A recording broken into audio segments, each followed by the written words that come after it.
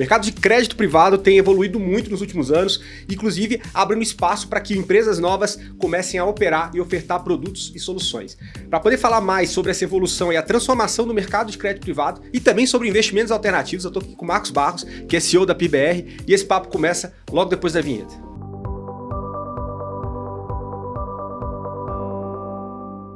Olá, sejam bem-vindos ao Fintech Talks Podcast. Meu nome é Bruno Diniz e esse é o seu podcast sobre inovação financeira, fintechs e afins. Como eu falei na chamada, estou aqui hoje com a missão de falar sobre um tema que tem evoluído, tem avançado muito nos últimos anos, tem se tornado cada vez mais popular, democratizado, tanto do lado dos investidores como do lado das empresas que participam desse mercado, que é o mercado de crédito privado. Para isso eu estou aqui com o Marcos Barros, que é CEO da PIBR. Sou Marcos. Então, Marcos, esse prazer ter você aqui para poder a gente tratar sobre esse assunto, e você vem acompanhando aí, participando da empresa. Vamos falar também mais sobre o grupo onde a empresa está inserida e dar esse colorido, inclusive trazendo para a audiência alguns números e algumas informações, uns dados gerais de como esse mercado vem se apresentando nos últimos anos. A gente tem bastante coisa para falar, então obrigado mais uma vez.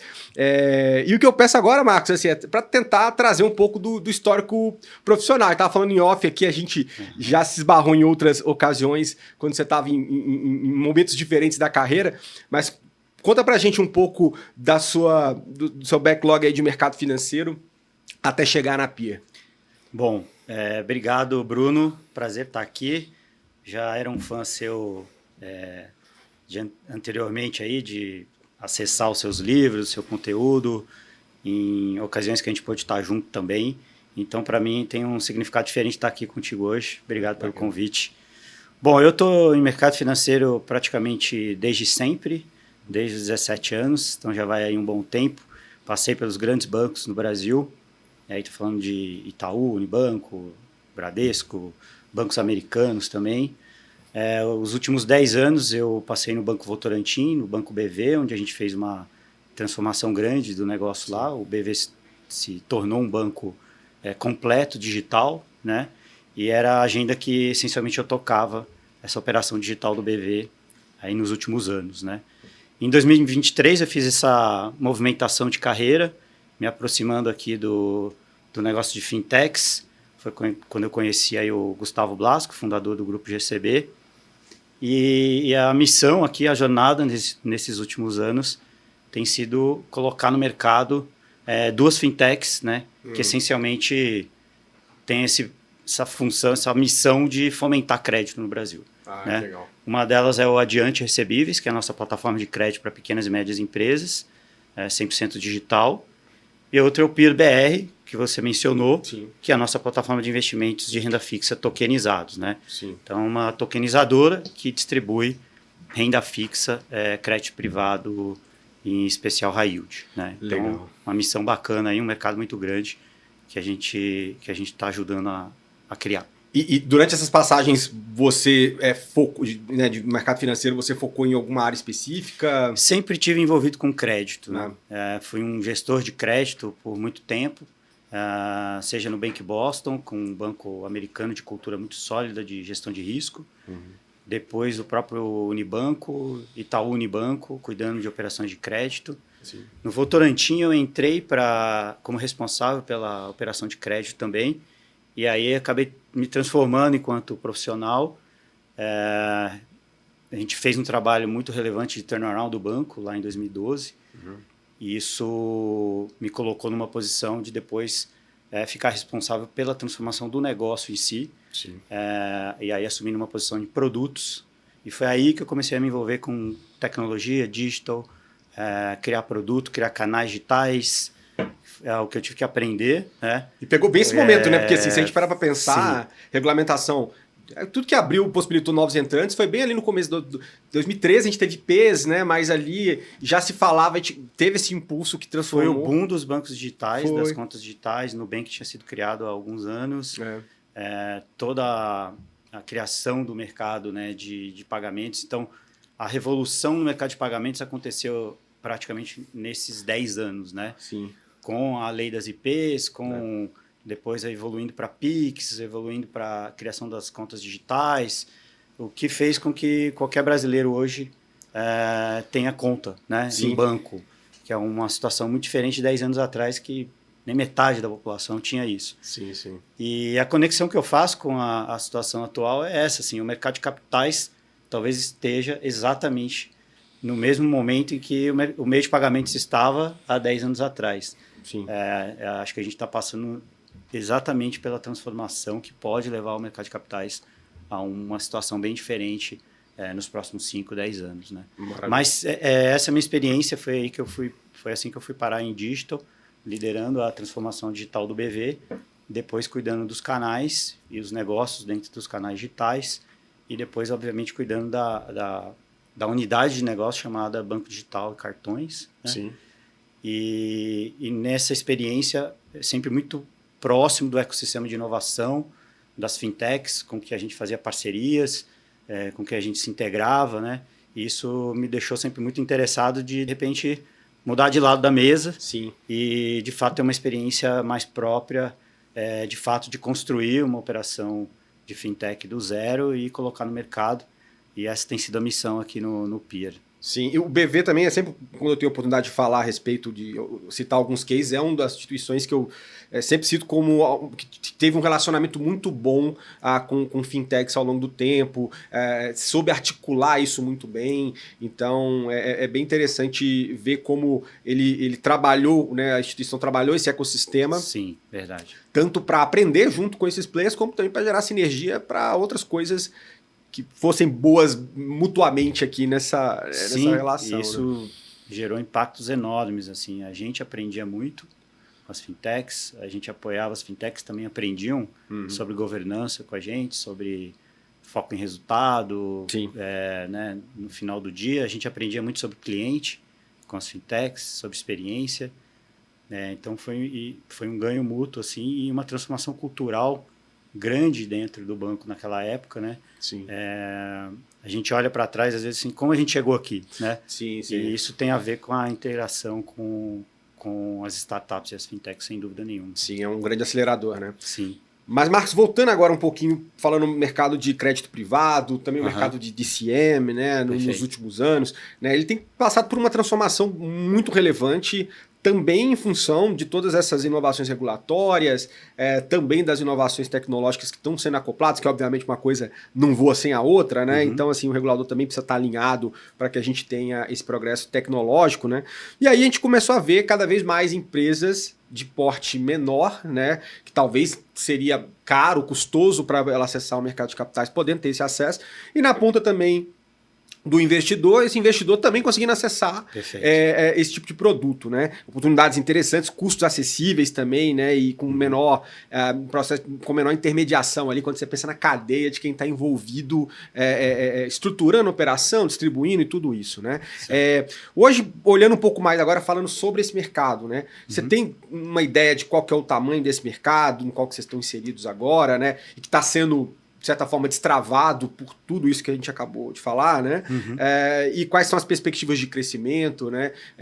Como é que vocês estão mirando e junto com isso, entender como a Peer tem aproveitado essas oportunidades, qual que é o norte dela em navegar esse mercado e colher essas oportunidades, né? Boa.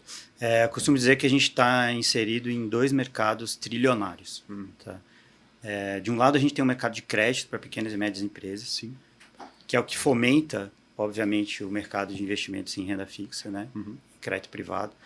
Então, a concessão atual só de antecipação de recebíveis, por exemplo, no Brasil passa de R$ 1 trilhão, né? Sim.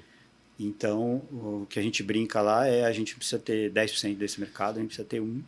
Isso já é relevante se a gente conseguir transformar os primeiros 1% desse mercado, né? Sim. E do lado do investidor, um mercado também muito grande. Captação em renda fixa no ano passado no Brasil quase atingiu R$ 1 bilhão, né? R$ 1 trilhão. Então foi 750 bilhões de reais, né? Olha só. De captação nova, então um crescimento gigantesco, quase 50% em relação ao ano anterior. Nossa, pô. Então tá muito forte, né? E é praticamente um mercado infinito, assim, Bruno, porque o mercado de investimentos no Brasil dá para dizer que ainda é recente, né? Sim. Você teve de 2017, estava lendo dados da B3, de 2017 até 2023, um crescimento de 1000% na base de investidores da B3. Sim. Né? Então, é 10 vezes. Né? Uhum. Então, consultas no Google sobre investimento estão dobrando a cada ano. Né? Então, assim, o interesse, a dedicação em se capacitar, em entender melhor sobre investimentos, está se popularizando. Né? Isso muito influenciado, obviamente, pelo acesso digital. Sim. O canal principal de acesso à informação hoje no Brasil é o YouTube, para investimentos. Fricção baixíssima. Fricção baixa. Acesso muito mais fácil. Com tickets menores também. O ticket diminuiu muito, o que significa, hoje, acho que 10% dos investidores da B3 são classificados como classe C, que é um cenário muito diferente de 2017. Então, está acontecendo esse movimento de maneira que eu acho que a gente não consegue nem prever o tamanho do mercado. Né? Claro que o contexto todo econômico do Brasil, de juros altos, de incerteza, ele faz com que esse investidor que está entrando, ele busque mais previsibilidade, ele busque segurança. Sim. Então, isso é um fator que a gente leva em conta. Assim, quem quiser entrar nesse mercado tem que lidar com isso. Né? E é engraçado porque tem um contraponto no comportamento do brasileiro, do investidor, que é aceitar alguns riscos que às vezes ele nem entende o que está fazendo, que vão no outro extremo. Né? Sim, sim. A gente já vê, por exemplo, a gente tem um hábito de mapear as redes sociais para entender o que tem sido discussões relevantes dos consumidores em busca de investimento. Né? E a gente já vê, por exemplo, 2% das conversas relacionadas a apostas. Né? Mas aí a aposta nem é investimento. Mas ele entende como investimento, sabia? Isso é que é o grande isso que eu falo, tem um certo tá... contraponto, né? Que é interessante, a gente tem que entender o que acontece. Mas tem essa busca por segurança, por previsibilidade, ao mesmo tempo que tem as apostas. Né? Sim. Então, a gente faz essa leitura para, obviamente, tentar levar a educação e soluções que encontrem um lugar aí onde você pode ter rentabilidade sem precisar fazer apostas que você não entende o que está fazendo. Né? Então, com mais inteligência. Então, essa é a nossa missão, é fomentar esse crédito do lado das pequenas empresas e, do outro lado, colocar isso como opção de investimento também de forma tokenizada, e a gente pode falar mais por quê, né? Sim, sim. Mas em relação à sua pergunta, assim, é um mercado realmente trilionário no Brasil, muito grande. E especificamente em crowdfunding, que é esse segmento que a gente escolheu entrar, te dando os números, 2024 foi um ano assim, de crescimento absurdo. Sim. A gente chegou a 1.400 milhões de reais em emissões dentro do arcabouço do crowdfunding. Né? Então, foi realmente um crescimento que a gente não esperava passar de 1 bilhão tão rápido, que é praticamente um ano de autorização da CVM para as fintechs operarem nesse arcabouço, e foi muito rápido. E lembrando também que quando a gente está falando, e até a criação do veículo, da modalidade também pela CVM ao longo do tempo, abriu esse espaço tremendo para que a gente tenha emissões menores, mais ágeis e tudo mais. Né? Então essa é a primeira camada. Depois tem a camada de tokenização, que é mais uma questão.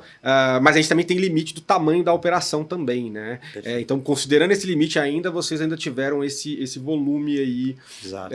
Porque às vezes a gente pensa nisso no mercado de crédito privado old school, às vezes o cara numa porrada ele faz metade desse valor, né? Então, assim, eu acho super relevante quando a gente traz isso para o contexto do que tem de limitações, obviamente para a modalidade, porque é assim que ela tem que rodar, e do que ela consegue trazer a mais para o mercado, né? É interessante. Mas um ponto que você falou, né, que eu achei bem relevante, a gente está vendo um momento hoje de bolsa de lado total, né? Que também já traz mais apelo para renda fixa e tudo mais. Mas o que me chamou a atenção é você ter falado assim que muitas vezes o investidor brasileiro ele investe em alguma coisa que ele nem tem ideia do risco que ele está correndo. Tirando a aposta de lado, que eu já acho que é um extremo, mas infelizmente ainda tem essa visão de algumas pessoas acreditarem que isso é uma forma de investimento e tal, que eu acho que tem que ter um trabalho educacional sendo feito aí pela sociedade em relação a isso. Eu gosto de trazer outro elemento que é cripto também, tá? Quando certo. a gente fala de somente algumas altcoins, né? Ou no popular shitcoins que a gente vê aí, onde é extremamente especulativo, a pessoa entra ali para fazer um gambling mesmo, tá? E outra coisa que caracteriza, assim, o mercado cripto tem uma baixa fricção tremenda, né? Durante um tempo ali a gente viu aquele dado que eu entendo que até se mantém, que é quantas vezes mais CPFs estão operando hoje cripto do que na bolsa, né? Até por essa facilidade de trânsito e tal. Então, a gente tem outras variáveis que são trazidas, seja aí o mercado cripto, que também, inclusive, a gente vai chegar em termos de tecnologia, que chega na parte da tokenização aqui como tecnologia por trás, né? Mas que num curto período de tempo transformou a forma como os investidores olham para esse mercado, como eles acessam esse mercado, né? Então tem sido extremamente relevante, né? Então, falando disso, né? Como é que, falando especificamente de tecnologia, como vocês trouxeram tecnologias, se aproveitaram, de certa forma, dessas tecnologias para ganho de eficiência e também das regulamentações, né? Você contava ali no bastidor como é que foi o processo para tirada de licença e tal, né? Então, conta pra gente um pouco como foi a ideia, né, do grupo, né? E até aproveita e fala um pouco do grupo também, de ter um braço como a Peer. Perfeito. Como vocês entenderam que tinham essa fronteira para ser aproveitada, para ser perseguida, de tokenização dessas operações, né? E também como é que é uma estrutura típica de uma operação que vocês colocam de pé. Legal.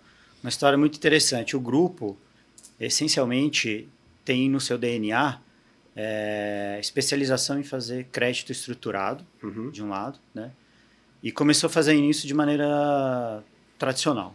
Tá? Qual o nome do grupo? O Grupo GCB. Grupo GCB, que já atuava... Já existe há 15 anos, atuando como uma gestora de recursos, né? E com essa especialização em fazer crédito e colocar na carteira, né? Carregar isso de alguma forma no balanço ou passar para investidores meio que se formaram como Family and Friends e foi montando essa carteira, né? Então, a tese de criar as fintechs foi transformar isso num negócio digital por meio de tecnologia e acreditando que o mercado de capitais iria se abrir. Tá. Então, ao invés de... A tese é simples. Se você... Vamos imaginar estruturar uma operação, por exemplo, de um projeto imobiliário, chamados CRIs, né? Então, o grupo tem isso dentro de casa, já tem a área que origina isso, tá? Faz toda a seleção criteriosa da originação dessa operação. Como uma boutique faria. Como uma boutique faria. Tá. E a ideia foi, ao invés de ficar com esse crédito na carteira, a gente pode colocar isso à disposição de investidores de forma pulverizada, né, via token. E a gente pode fazer isso porque, na época em que foi criado o Peer, a resolução não falava nada contra. Não tinha nada específico desenhado, mas também não tinha nada que proibia. Então, a ideia surgiu meio que no vácuo da regulamentação de criptomoeda no Brasil, que deixava muitas dúvidas. Então vocês já tinham a visão, vocês já faziam a operação no grupo ou da forma old school, né? Exato. Como o mercado sempre fez, a boutique vai, origina, estrutura e distribui isso para o mercado. E vocês entenderam que dá para fazer isso de uma forma tokenizada, com ganho de eficiência e Perfeito. tudo, maior pulverização da operação. Mas isso porque vocês já estavam sentindo um movimento de mercado. Já sentindo um movimento de mercado. Então foi assim, vamos fazer, vamos entrar. E não só sentindo como papel importante aí do fundador, que é o Gustavo, influenciando, até participando muito próximo das discussões, seja via Bcrypto, seja diretamente com a CVM, de como deveria ser tratado a regulamentação no Brasil em relação a esse tema. Então, nasceu com essa proximidade com os próprios reguladores, com as próprias autarquias e as entidades que foram criadas no Brasil, sempre o Gustavo participando ali, né? Sim. Então, acho que a ideia nasceu daí para que você possa usar dessas flexibilidades para poder viabilizar, né, uma operação que origina crédito de um lado e distribui esse crédito do outro lado. Tá. E aí, isso é interessante, porque quando você está numa instituição financeira, sempre tem dois temas principais que você tem que lidar. Uhum. Um é capital, o outro é risco, certo? Sim. Então, nessa tese, você consegue ficar livre de capital, porque o funding para a tua operação de originar, ele vem justamente da distribuição desses ativos de forma pulverizada, né? E o risco também você consegue gerenciar bem, porque você também distribui isso para o investidor. Claro que tem que ter toda a preocupação com a qualidade, senão você não distribui um ativo que o seu investidor compra, né? Sim.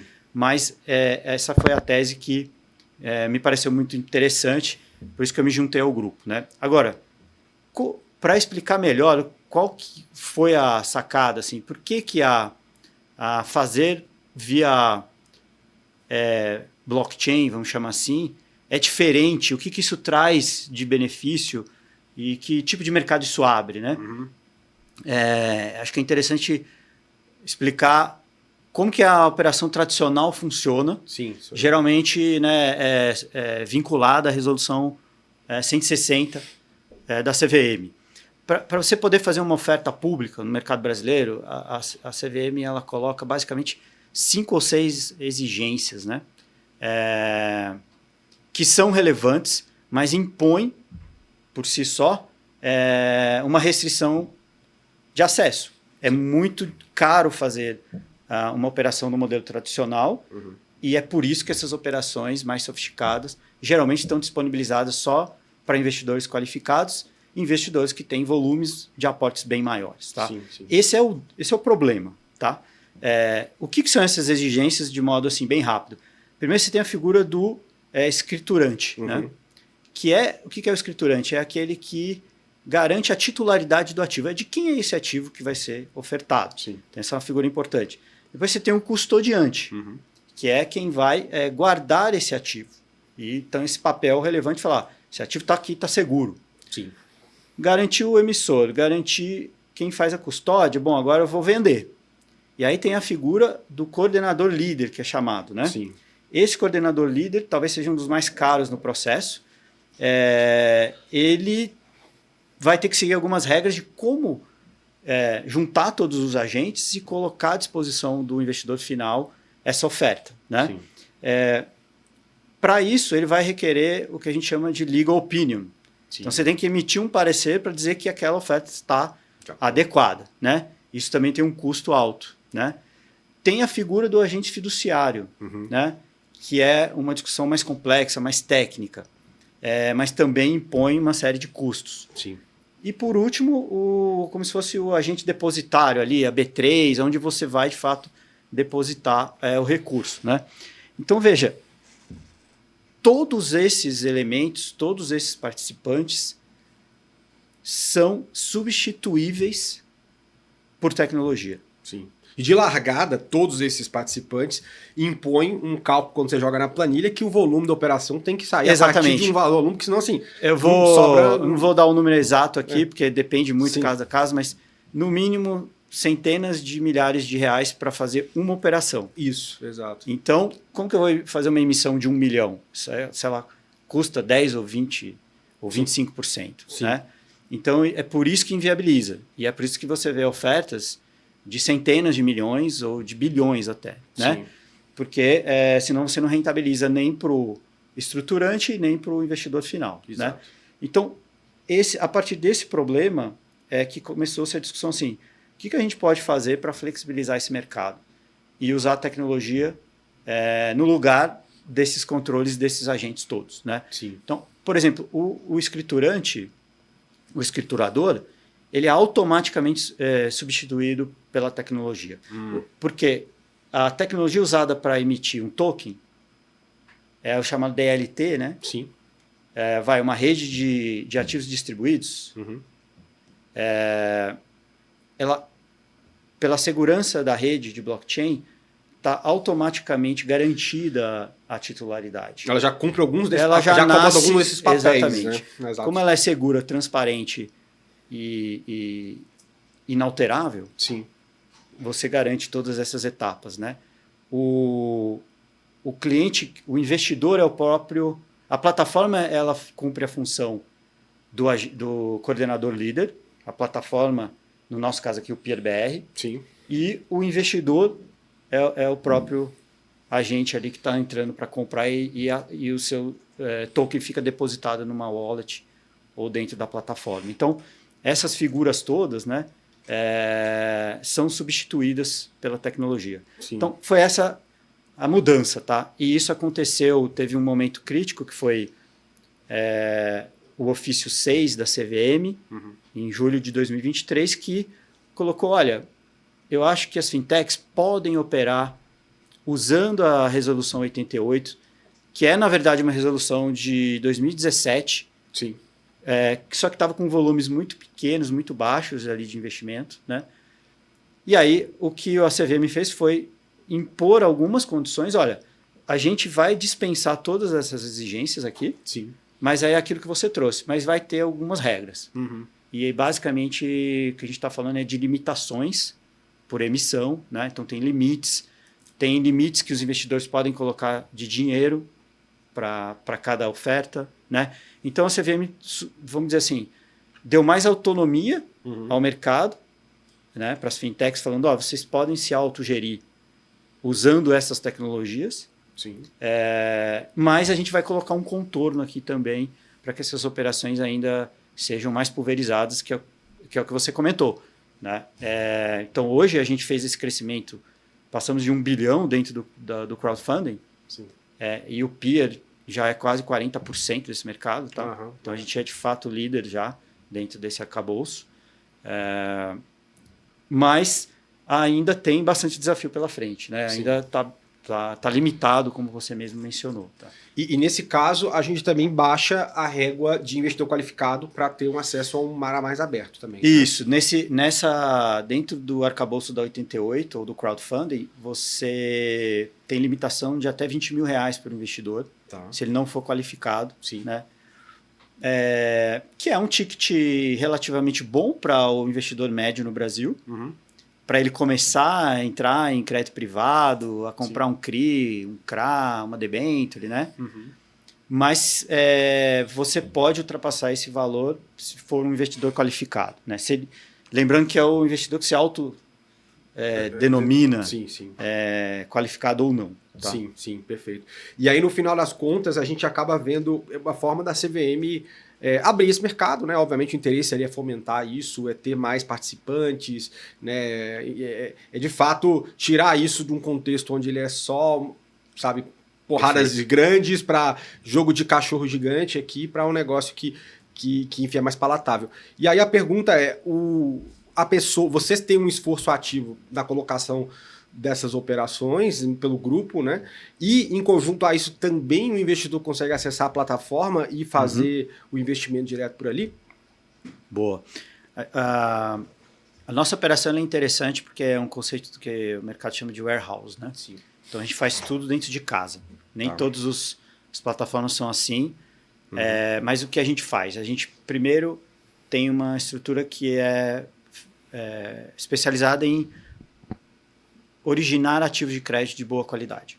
Né? Como eu comentei, nossa operação de DCM de um lado e tem a nossa plataforma de crédito para pequenas e médias empresas, basicamente antecipação de recebíveis. Então, aqui o segredo é due diligence bem feito, e a gente sabe fazer isso muito bem, muito especializado, e garantias muito bem constituídas, tá? Seja no DCM, seja no varejo digital, né? Cada um com a sua característica, mas a gente opera dentro de casa essas duas formas de originar. Aí a gente usa uma securitizadora que transforma, compra esses direitos de crédito e disponibilizam isso para o peer, que é a nossa plataforma de investimento. Isso tudo do grupo? Tudo do grupo. Então a gente tem essas sinergias internas e a gente tem esse conceito de não disponibilizar nada para o investidor que a gente não aceite ter na nossa carteira. Né? Então, essa é a premissa essencial da nossa operação. Né? Então, a colocação disso no peer essencialmente passa por aquilo que a gente comentou, registrar isso na rede blockchain, disponibilizar os documentos todos para o investidor entender aquele ativo e os riscos envolvidos e a característica da operação, passa por um filtro extremamente exigente de compliance, das lâminas, das informações da oferta, ou seja, toda a aderência da resolução sobre a qual a gente está submetido. E aí sim, coloca a oferta de pé. Os investidores normalmente consomem esses papéis em horas, uma vez que está liberada a oferta, né? E aí isso, horas saindo pela plataforma Saindo mesmo? pela plataforma. Então, o investidor, ele normalmente baixa o nosso app, faz o cadastro, a gente tem uma conta digital também, é uma conta específica para ele fazer esses investimentos, para ele ter o dinheiro dele, poder comprar e vender os ativos. Ele tem uma conta individual dele, né? Ele faz o cadastro, abre a conta e aí ele já está, vamos dizer assim, acessando ali todo o hall de oferta que a gente tem em Via Token. Mas como você falou que a oferta acaba muito rápido, ele deve ter tipo uma previsão de operações. Aí a gente tem toda uma esteira assim, de comunicação, de CRM, de growth que a gente faz com os clientes, informando as futuras ofertas. A gente tem uma jornada legal que permite o investidor a fazer uma pré-reserva e aí já garantir o pedaço dele, né? Alguns produtos a gente tem, obviamente, procura muito maior do que a gente consegue ofertar, mas isso a gente vai tratando à medida que a gente vai aumentando a nossa chance de originar também, né? Não faz ainda tanto assim parte da nossa estratégia disponibilizar produtos de outros, né, outras casas, mas a ideia é crescer as duas operações ao mesmo tempo, né? Sim. Então, essa é a jornada, e aí você tem ali uma relativa diversidade de ofertas. Você vai encontrar papéis mais tradicionais, como comentei, né? Os CRAs, CRIs, de diferentes tipos, prazos, retornos, né? Você vai ter papéis ali de legal claim, que a gente chama, que são processos judiciais, precatórios, então debentures também. Então, basicamente, esse tipo de produto que a gente vai encontrar ali, né? Do que vocês têm mais alternativo seria precatório ou vocês também entram numa seara de... Mais alternativo hoje... De arte, alguma coisa são assim? precatórios e processos judiciais. Tá. Que são também aqueles que a gente consegue colocar mais retorno para os investidores, né? E do outro lado você tem operações mais tradicionais, como financiamento do empreendimento imobiliário. Mas nosso foco, pelo menos no PIR, são operações de high yield. Isso sim. é importante colocar, né? Então, a gente tem uma especialização aí, porque é aí que a gente acredita que o espaço está mal atendido, né? Então, e isso não significa que tem risco necessariamente mais alto. A questão é que esse empreendedor, porque lembra, a gente está na ponta, como eu mencionei, de fomentar crédito para o empreendedor no Brasil. Então imagina que você é um empreendedor que quer fazer um prédio residencial na região ali de Balneário Camboriú, no sul do Brasil. Que é uma região que está crescendo muito, tem muita demanda para novos empreendimentos. Sim. Se você é um empreendedor que precisa gastar 20, 30 milhões de reais para fazer algumas casas ou para subir um prédio, dificilmente você vai ter acesso a isso num banco tradicional. Tá? E é aí que entra nosso grupo, porque a gente consegue, desculpa, a gente tem tanta especialização nesse nicho e nossa capacidade de due diligence, de entender o empreendedor, a experiência dele nesse ramo, de monitorar a obra, de fazer o laudo, de avaliar o projeto. A gente é tão especializado que a segurança da operação, costumo dizer que às vezes é até maior do que você comprar, sei lá, um CRI de um grupo grande no Brasil. Porque é altamente especializado, né? Em termos o foco é em high yield e o foco é em olhar na lupa para poder estruturar e estar muito próximo. Exatamente. Né? A garantia é muito bem constituída, você tem uma margem grande. Sim. Né? Então, as primeiras 6, 7 unidades já pagam praticamente a dívida. A gente consegue estruturar e isso dá muita segurança para distribuir depois para o investidor. Sim. Só que como eu já, dado que o investidor, o empreendedor, ele vai ter um custo mais alto, dado esse cenário que ele está, mas que mesmo assim o projeto dele é muito rentável para ele, Sim. A gente repassa essa taxa que a gente cobra na originação para o investidor. Sim. Né? Então é esse o ganha-ganha que tem aqui. Né? E tem toda a inteligência de estruturação e tal, para poder viabilizar o funding pro cara. Exatamente. De um jeito que funcione mais, seja mais rápido do que a gente tem, por exemplo, das fontes tradicionais, do financiamento. Muito mais rápido.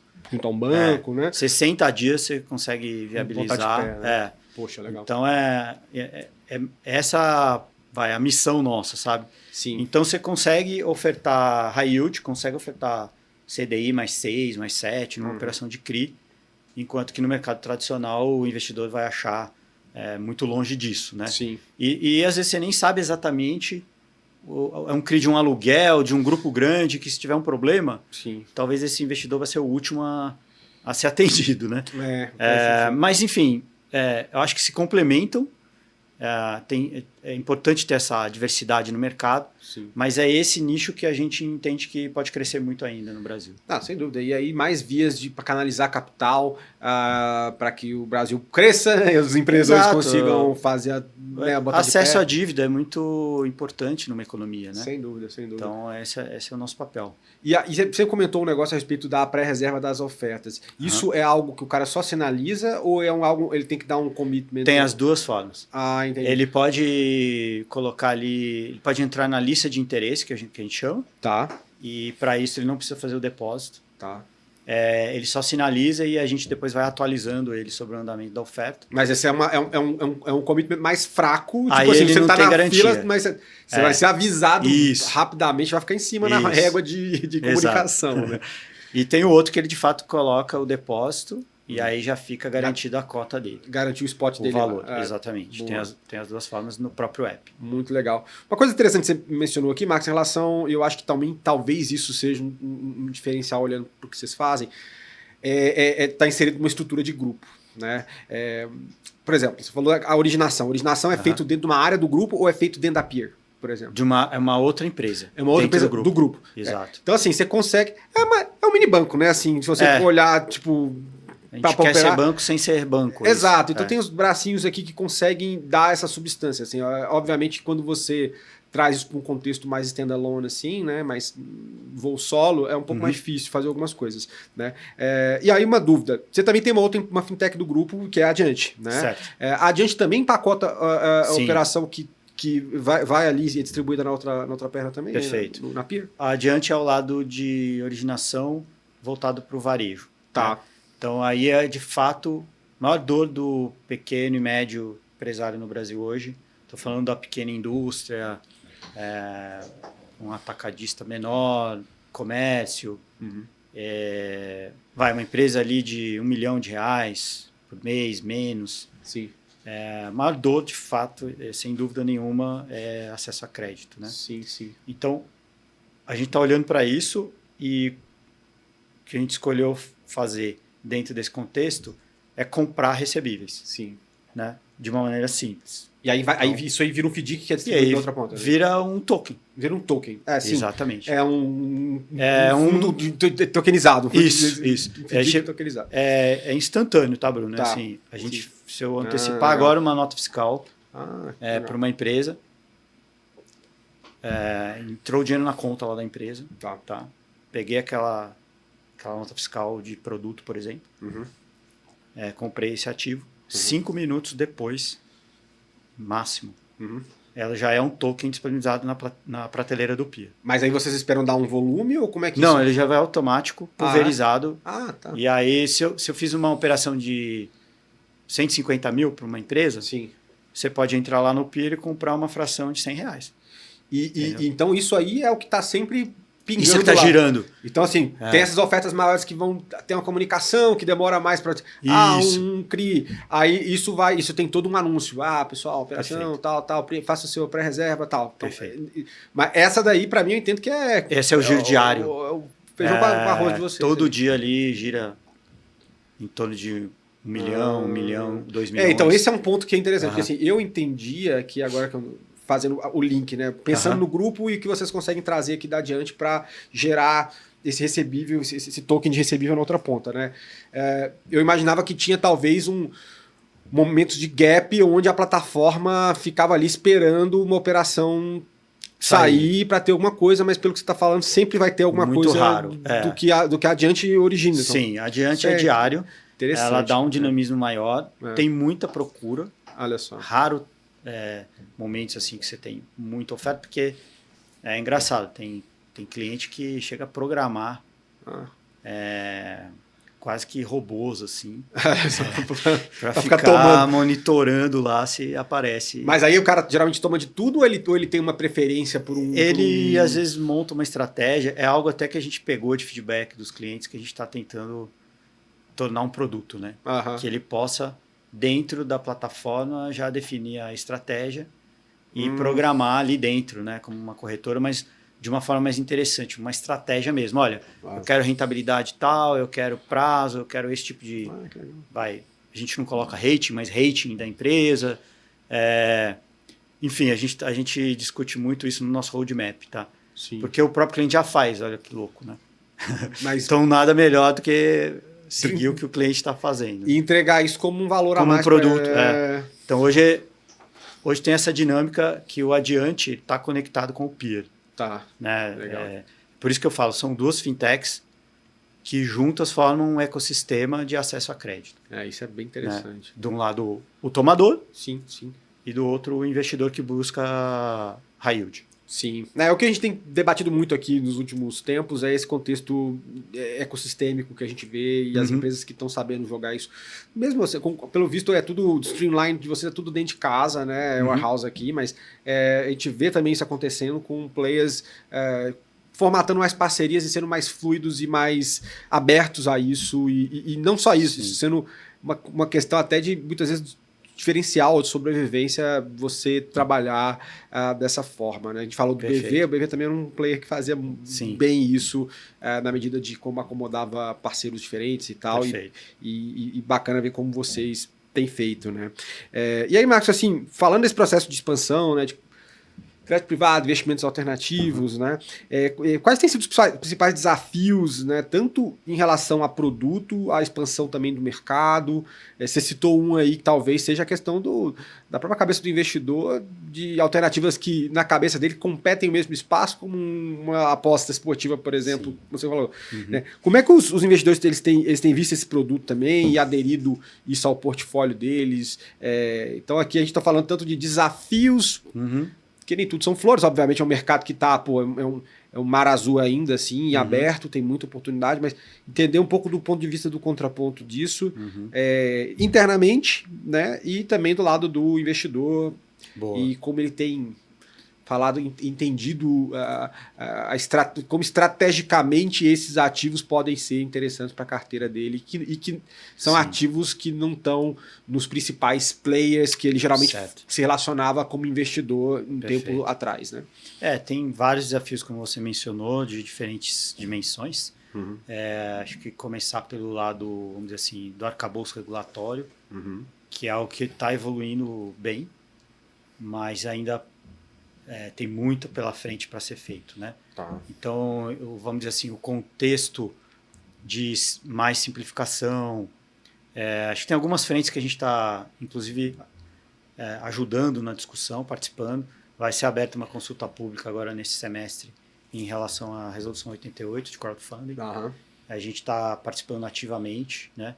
O que a gente está buscando essencialmente são 2, 3 coisas. Acho que a primeira é a gente conseguir ter liquidez nesse mercado, ou seja, trabalhar a possibilidade de ter um mercado secundário. Sim. Que é um papel de longo prazo, e aí o cliente vai ter menos restrição de entrar se ele puder sair, né? Então, essa é uma frente importante. Tem a questão dos limites, né, por emissão, que a gente está trabalhando para aumentar esses limites. E isso tem um impacto operacional grande, porque cada vez que você tem que diluir muitas emissões, são mais emissões que você tem que controlar internamente, né? Então tem essa frente também.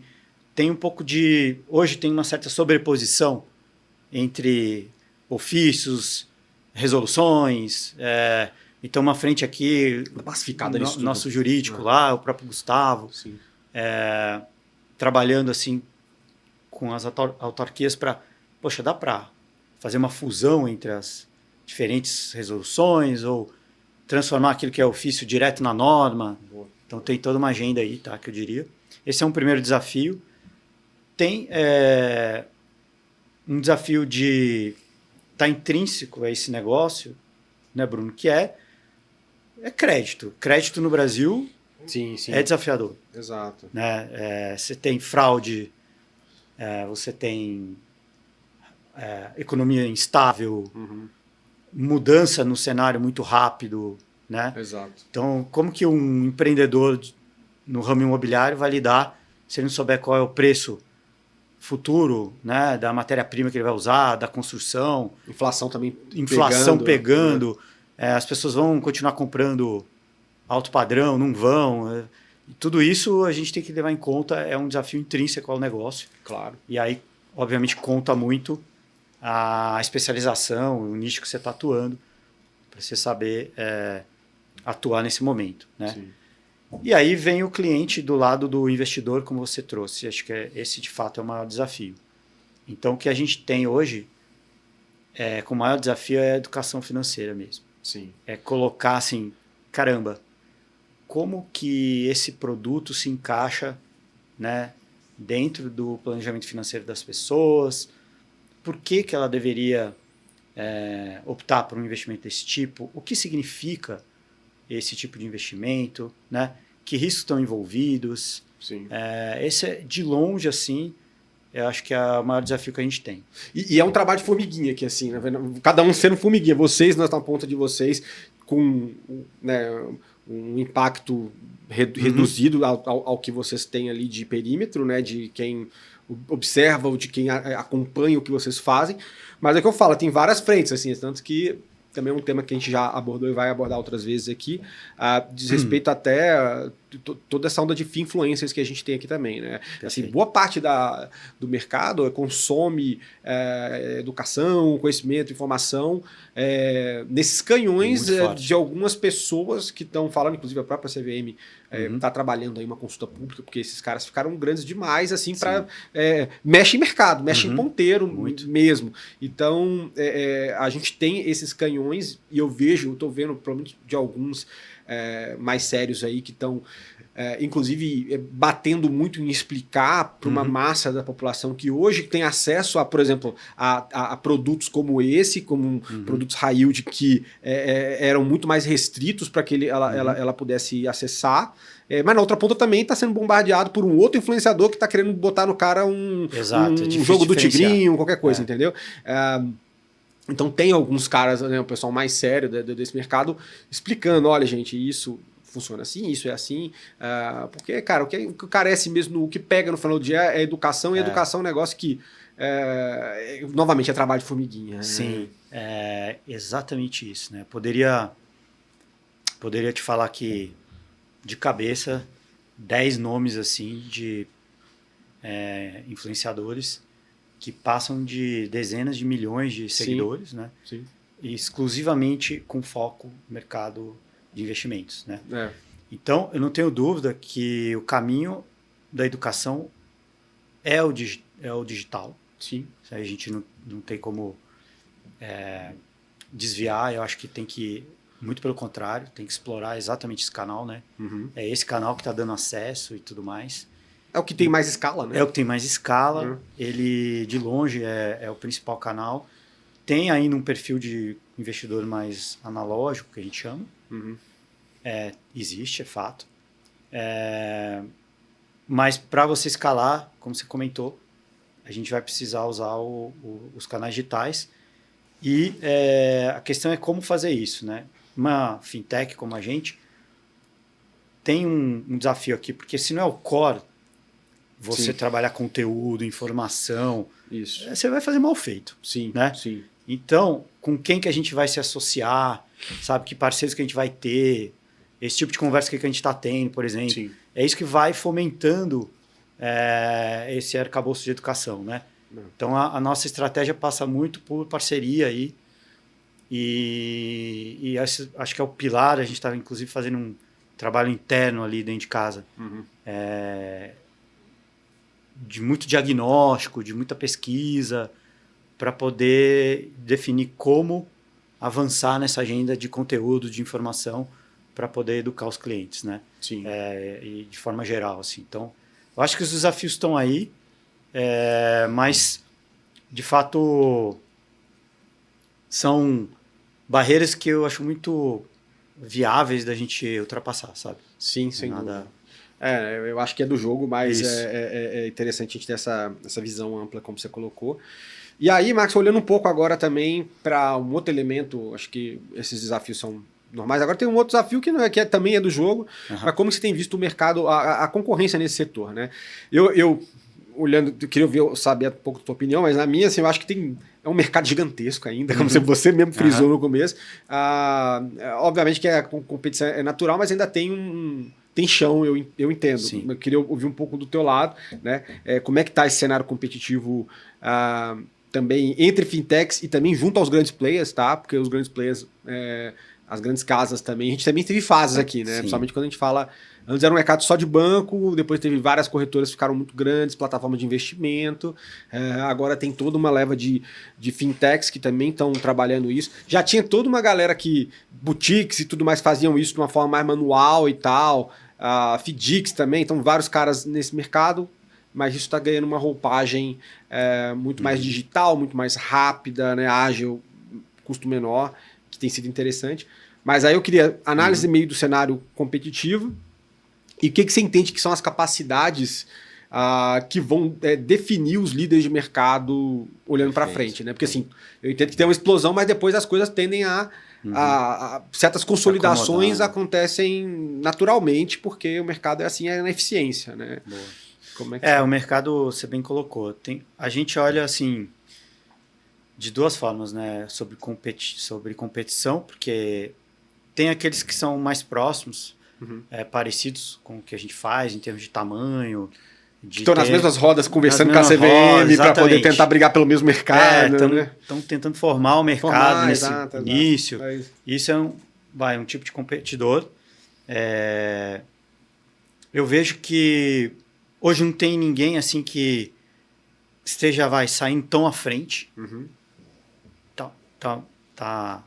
Eu acho que no nosso caso o Peer tem um diferencial, acho que dois diferenciais principais. Acho que o primeiro é dentro de casa ter todas a etapa da cadeia, todas as etapas da cadeia. Um diferencial ficou claro aqui pela conversa. Então isso coloca a gente à frente, porque eu não dependo de um parceiro originando, eu tenho meu próprio produto, né? E eu, portanto, consigo garantir essa oferta, consigo garantir a segurança dessa oferta.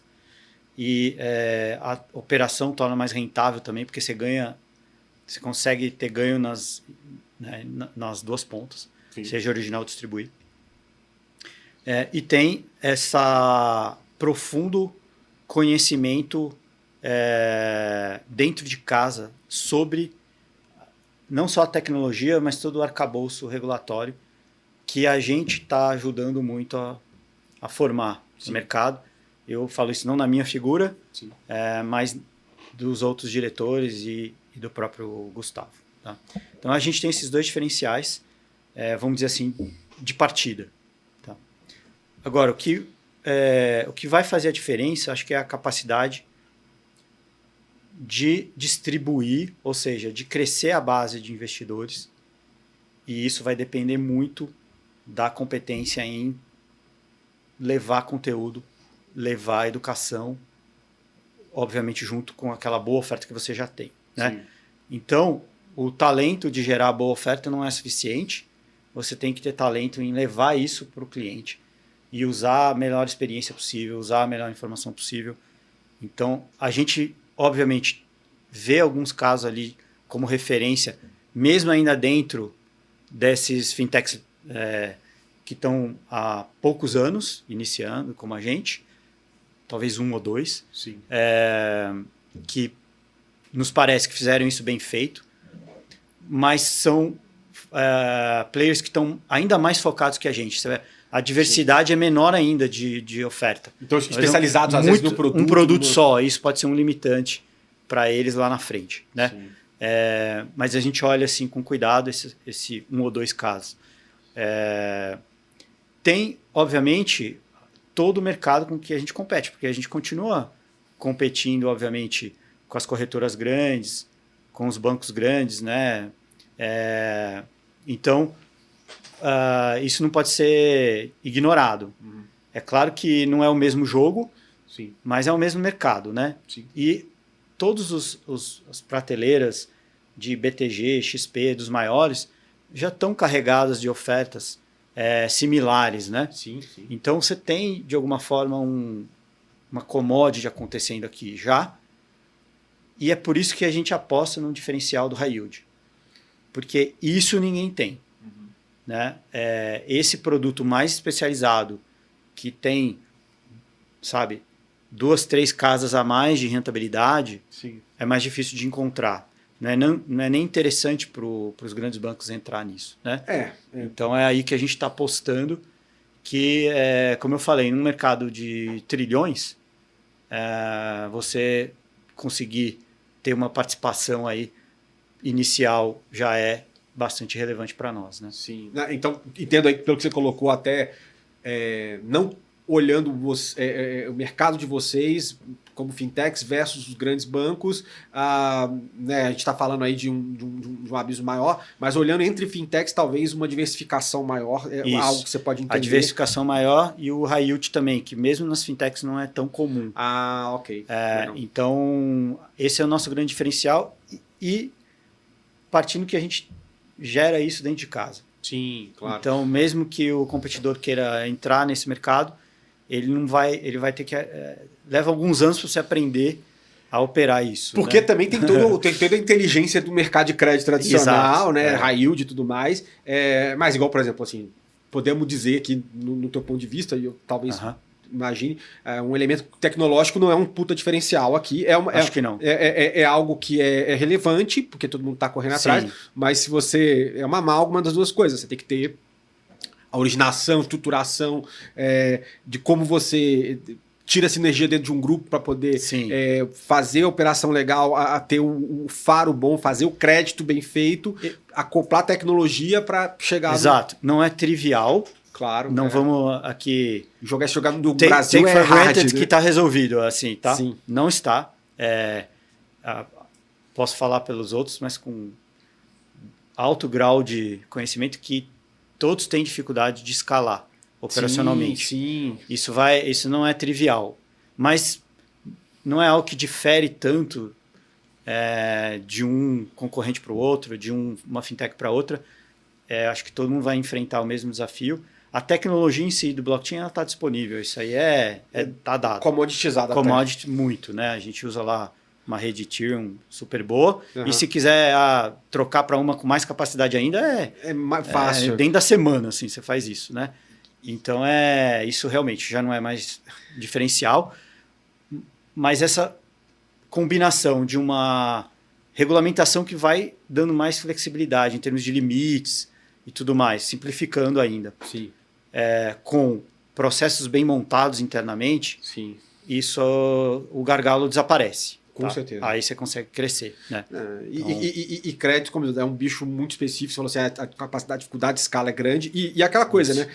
Depende muito da carne que você põe na ponta para sair a linguiça aqui na outra. Sim, né? Assim, exatamente. Você tem que ter essa capacidade de achar, de certificar a qualidade dela, botar no moedor para que ela trabalhe e saia um produto acabado aqui. Perfeito. Que vai para o consumo. Né? E tem desafio grande aí, né? Mas ao mesmo tempo promissor. Você vê o mercado, a gente fala muito aqui das operações estruturadas, mas no mercado de pequenas e médias, antecipação de recebível, por exemplo, o grande problema nesse mercado hoje no Brasil é fraude. Né? Sim. E aí você tem a lei das duplicatas escriturais que tem uma chance grande de ajudar aí. Minimiza. Né? Minimiza. Qual é o desafio aí? É que isso chegue para pequenas empresas. Exato. Não adianta você resolver lá que agora as duplicatas para quem fornece para Petrobras ou para as grandes redes de supermercado vão ser escriturais. Isso aí faz menor diferença. Sim. Ser escritural ou não. Porque esse ecossistema de grandes notas já é seguro. Sim. Agora, como a gente resolve né? Então, lá no pequeno, lá na nota de R$100 mil, né? Então, é isso que precisa avançar para que a gente tenha uma expansão de fato do crédito. Tá? Sim, né? E a arte tá, como eu te falei, né? Assim, a tecnologia é uma parte do que vai fazer a produção dessa salsicha, dessa linguiça aqui. Isso. Mas o sourcing disso e tal ainda é muito complexo, difícil, e novamente operar no mercado brasileiro, a gente vê muito ups and downs o tempo inteiro, ciclo de mercado que vira. Tipo, em um ano ele tá falando de taxa baixa, no outro ele tá falando de como a taxa de juros escalou para 2 dígitos. Né? Esse é o nosso bicho. não é fácil. Marcos, a gente tá chegando no final aqui, o papo voou também, cara. Agradeço novamente aqui, porque eu acho que a gente tem conseguido colocar vários luz em alguns lugares, em alguns pontos que talvez em outras conversas eu não via. Mas tentando arrematar, cara, assim, como é que você enxerga...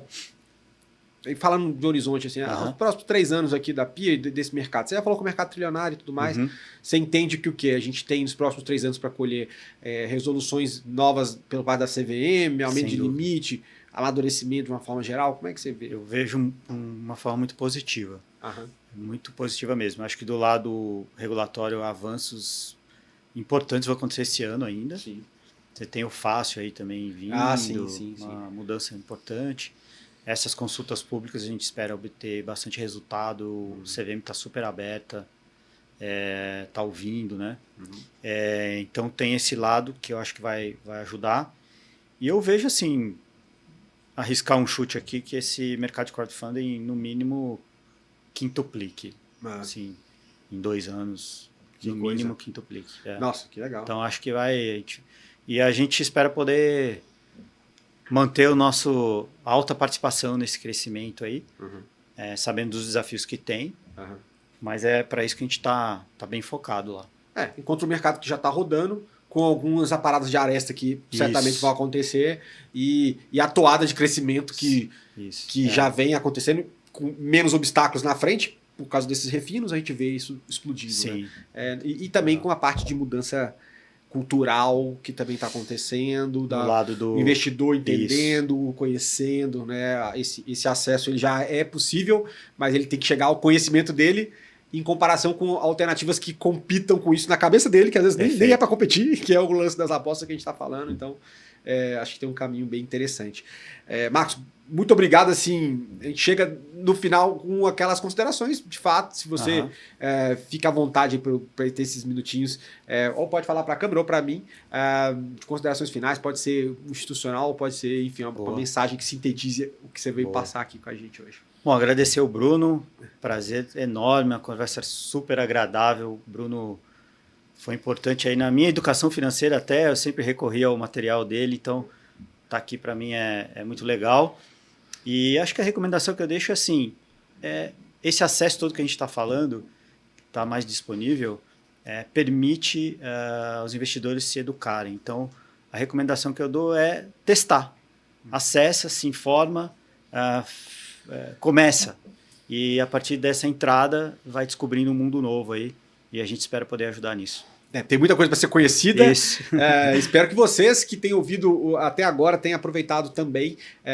Como falou o Marcos, né, busquem essa informação, entre em contato com plataformas, com toda essa movimentação, essa transformação no mercado de crédito privado que a gente está vendo, de investimentos alternativos. Tenho certeza que tem aí uma área a ser desbravada, que pode ser interessante, inclusive, para o seu próprio portfólio. Então, se gostou até agora, faça inscrição no canal.